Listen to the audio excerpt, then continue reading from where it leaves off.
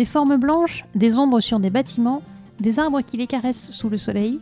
Cet étrange bateau blanc posé sur les bords du Douro est l'école d'architecture de l'université de Porto. Je m'appelle Monica et je suis étudiante ici à la faculté d'architecture de l'université de Porto en 4e année. Chaque bloc du bâtiment correspond à une année de formation. Ils sont tous différents, adaptés au mieux à la formation qui est dispensée. Les étudiants sont ici pour 5 ans après leur bac. Ils sont recrutés s'ils ont une excellente moyenne au lycée et après un test de géométrie. L'école d'architecture de Porto est portée sur le coup de crayon. En effet, si l'enseignement de l'architecture au Portugal s'est détaché des beaux-arts pour devenir indépendant, il garde avec ce passé un lien indissociable. Un architecte est un artiste, un créateur de formes, un concepteur d'idées et non un ingénieur de la construction. Le bloc de la 2e année est un vide. Non que les étudiants n'aient pas cours, mais ils ont lieu dans un autre pavillon, construit dans le jardin de la Maison Rose.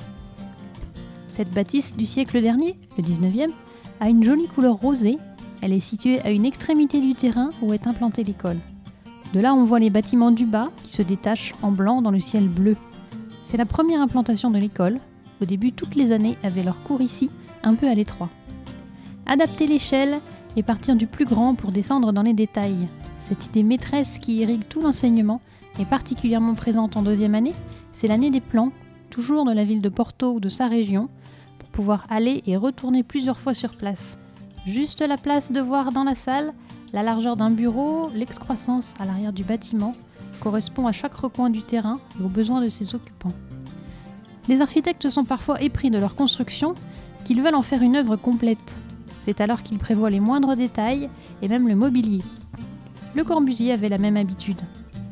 Ici, les détails des fermetures des fenêtres et des portes, en acier, la recherche esthétique est constante. Le voyage. Les élèves passent ici 5 ou 6 ans de leur vie et de nombreuses heures dans la semaine. L'école est d'ailleurs ouverte 24 heures sur 24. S'ils restent immobiles géographiquement, ils entament un voyage intérieur qui leur fera percevoir l'architecture d'un autre regard. En effet, si tout un chacun est nécessairement concerné par les bâtiments où il vit, l'élève architecte se doit d'acquérir l'œil du concepteur. Pour matérialiser ce voyage et son autonomie dans ce mouvement, Álvaro Siza a voulu que la déambulation complexe soit toujours possible entre les bâtiments. Jamais un seul trajet n'est possible, mais il est toujours possible de traverser ou de rejoindre les espaces de plusieurs manières différentes. Un escalier, une rampe, par l'intérieur, par l'extérieur, traverser les espaces de façon toujours renouvelée, met en mouvement l'étudiant et lui empêche la routine des traces toujours identiques. Une manière de proposer un enseignement d'architecture aussi. Tous les jours ont la possibilité d'être différents aussi à cause des parcours que je vous ai parlé, la question de la découverte de toutes les places qui sont différentes, toutes les salles, tous les espaces et la lumière, la végétation qui change de couleur durant toute l'année. Tout ça fait que chaque jour soit différent. Sous les blocs, on trouve un couloir semi-enterré qui dessert les blocs. Et le bâtiment où se trouvent les équipements communs, la bibliothèque, l'administration, les amphithéâtres et des salles d'exposition.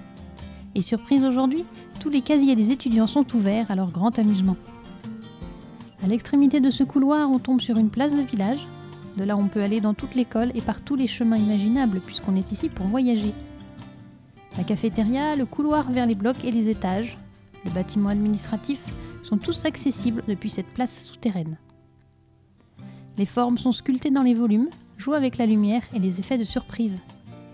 Les amphithéâtres sont regroupés dans cette partie de l'école pour les cours magistraux, qui ne sont pas censés être confortables. Les chaises sont d'un modèle des plus simples. Nous sommes dans l'arc de cercle qui relie le bâtiment des amphithéâtres et le bâtiment de la bibliothèque. On expose ici les travaux des étudiants par année pour que les nouveaux étudiants puissent voir ce que sera leur programme de l'année. La bibliothèque est comme transpercée par le ciel, par cette verrière de lumière.